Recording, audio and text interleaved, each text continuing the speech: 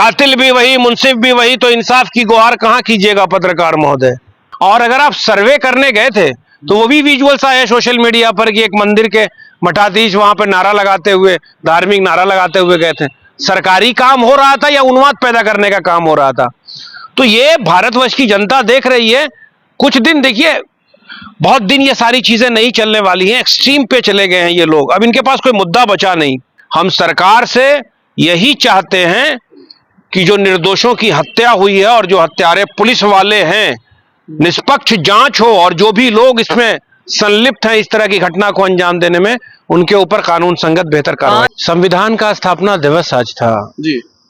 आदरणीय प्रधानमंत्री भी संविधान को अपने सर पर लेके पार्लियामेंट के सेंट्रल हॉल में गए और तमाम तरह की बातें की गई। पत्रकार महोदय, मेरा सिर्फ एक सवाल है सरकार से कि जब 1991 में सदन ने यह कानून बनाया प्लेसेस ऑफ वर्शिप का, एक्सेप्शनल था बाबरी मस्जिद का मामला, कि 1947 में जो भी धार्मिक स्थल हैं उनका स्टेटस क्यों बरकरार रहेगा?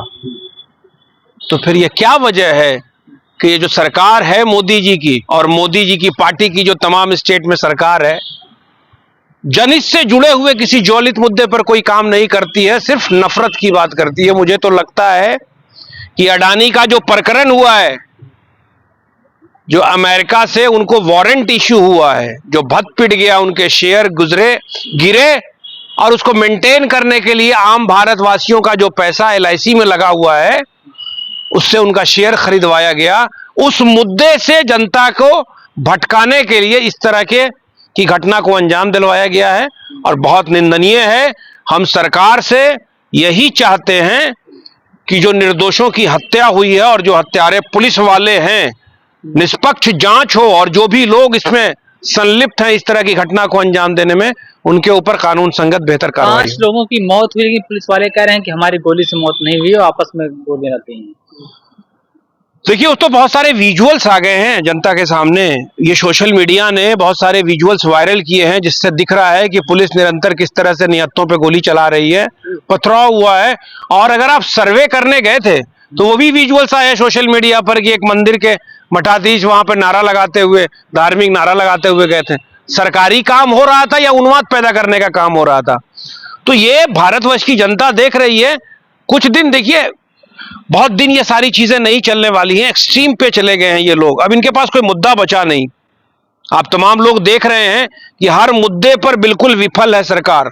भद पिट गई है जिनकी मार्केटिंग की जा रही थी भारत की सरकार के द्वारा, और कीनिया और ऑस्ट्रेलिया और कनाडा और श्रीलंका और बांग्लादेश ने अपने जो भी प्रोजेक्ट्स दिए थे उसको कैंसिल कर दिए।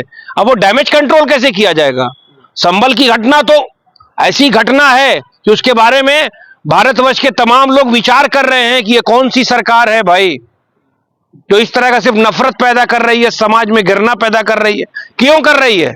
आज के नौजवानों को इस चीज को सोचना चाहिए। इसलिए सिर्फ कर रही है, इस धार्मिक उन्माद को पैदा कर रही है कि मेन मुद्दे पर भारत का नौजवान, भारत का किसान, भारत का आम नागरिक चर्चा ना करे, वो महंगाई की चर्चा ना करे, नौजवान रोजगार की बात ना करे, मुल्क पर जो कर्ज बढ़ रहा है उसके बारे में चर्चा ना हो, लोकतंत्र की जो हत्या हो रही है उसके बारे में चर्चा ना हो।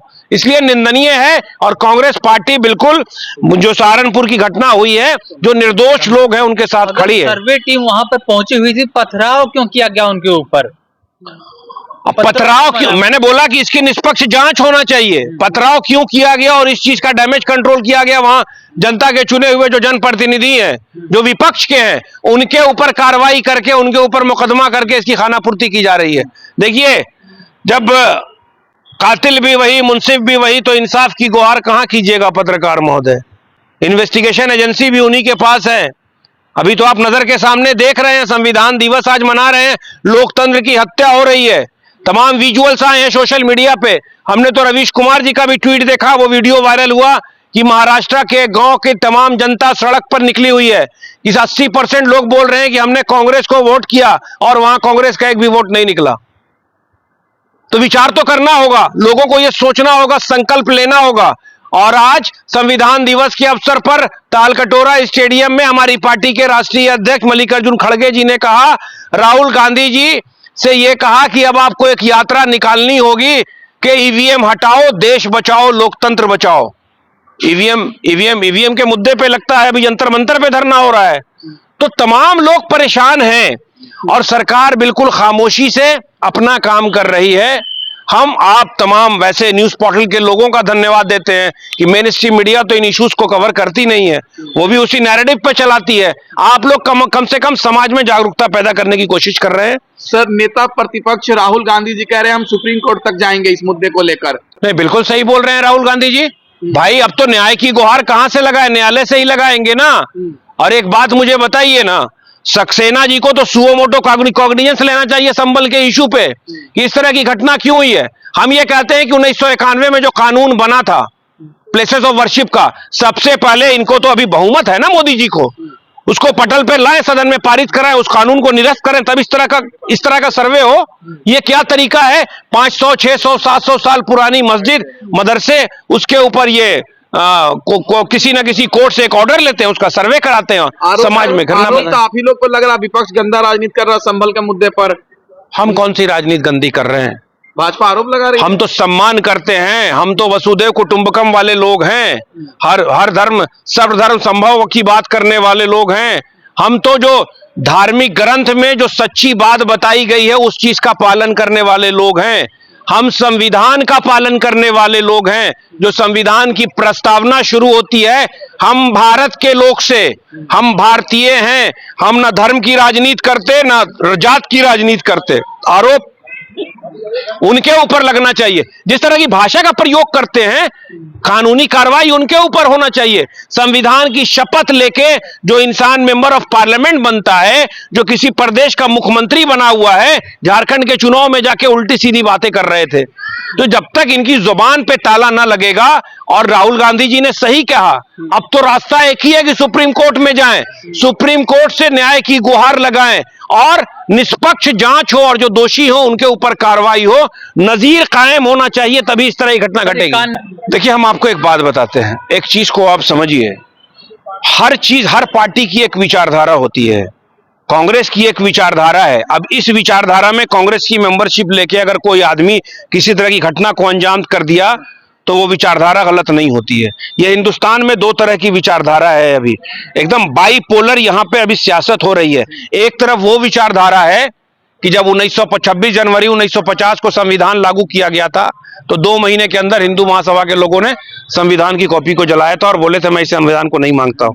एक तरफ वो विचारधारा है जिसने इस हिंदुस्तान का निर्माण किया, जो संविधान के निर्माण में भी कॉन्स्टिट्यूएंट असेंबली के मेंबर भी रहे और संविधान को सशक्त बनाया और भारतवर्ष के हर वर्ग के लोगों को सामान्य अधिकार दिलवाने की कोशिश किया। तो ये विचारधारा, और वो जो बात आप बोल रहे हैं, सुप्रीम कोर्ट का जजमेंट भी तो पढ़िए जनाब। किसी की आस्था का सम्मान करने के लिए किसी जगह को दे दिया गया एक पर्टिकुलर जजमेंट, पढ़िए ना। आप कोई आर्कियोलॉजिकल सर्वे ऑफ इंडिया ने कोई एविडेंस तो दिया नहीं कि सुप्रीम कोर्ट उस पर जजमेंट दे। हम तमाम लोग खामोश रहे। हम तमाम लोग इसलिए खामोश रहे कि हम इस देश से प्रेम करते हैं, इस देश की संस्कृति से प्रेम करते हैं। मुसलमान खामोश रहे। ये दूसरी बाबरी बनने जा रही है। नहीं, आपको एक बात बताएं पत्रकार महोदय, जिस तरह की राजनीति और जिस तरह की घटना को अंजाम दिया जा रहा है, हर चीज की एक सीमा होती है। अब आप 500-600 साल पुरानी इमारतें जो हैं, जब हिंदुस्तान आजाद हुआ और आजादी के बाद तमाम तरह के कानून बने, एक दूसरे की आस्था और एक दूसरे के धार्मिक स्थल का सम्मान करने की बात हो रही है, तो आप निरंतर, क्योंकि शासक आप बने बैठे हैं, आपके अधीन तंत्र है, आपने अपने लोगों को छूट दे रखा है कि सड़क पर अराजकता पैदा करें। हम लोग, कांग्रेस पार्टी वैसा नहीं करने देगी। कानून का राज कायम करने का प्रयास किया जाएगा और हो सकता है कि हमारे नेता फिर से इस हिंदुस्तान में एक नई यात्रा शुरू करें, जैसा आज हमारे राष्ट्रीय अध्यक्ष बोल रहे हैं। चुनाव के नतीजे आने के बाद ये तमाम चीजें शुरू हो गई, कैसे देखते हैं इसे? क्योंकि देखिए, आप इसलिए किया गया ना पत्रकार महोदय, चुनाव के नतीजे आने के बाद, नतीजे आने से 2 दिन पहले अडानी का प्रकरण, उससे लोगों का जो ध्यान था उसको हटाने के लिए, और दूसरा महाराष्ट्र का जो रिजल्ट आया है और जिस तरह की बातें खुल के सामने आ रही हैं कि पब्लिक अब सड़क पर आ रही है, पब्लिक सड़क पर आ रही है कि मैंने इनको वोट दिया ही नहीं तो ईवीएम में इनका वोट कैसे निकला। तो इन सारे मुद्दों से लोगों का ध्यान हटाने के लिए इस तरह की घटना को अंजाम दिया गया, क्योंकि इनकी बुनियादी नफरत पे है। उसी लाइन पर इन्होंने पॉलिटिक्स की है। 2 से 80 पर पहुंचे थे पत्रकार महोदय इसी मुद्दे पर। अब देख रहे हैं कि पूरे मुल्क को तो लूट लिया है, कहीं कुछ बचा है नहीं मुल्क में। अब अडानी का प्रकरण भी खुल गया है, वो जो इनके दोस्त हैं जिनको तमाम इसी एजेंडे पर काम करो कि समाज में नफरत पैदा होगी, हमसे कोई मुद्दे की बात ना करे। मुझे लगता है कि इसी लाइन पर वो काम कर रहे हैं, मगर कांग्रेस पार्टी का ये प्रण है कि हम संविधान में जो मौलिक अधिकार है उसको बचाने की लड़ाई अंतिम क्षण तक लड़ेंगे।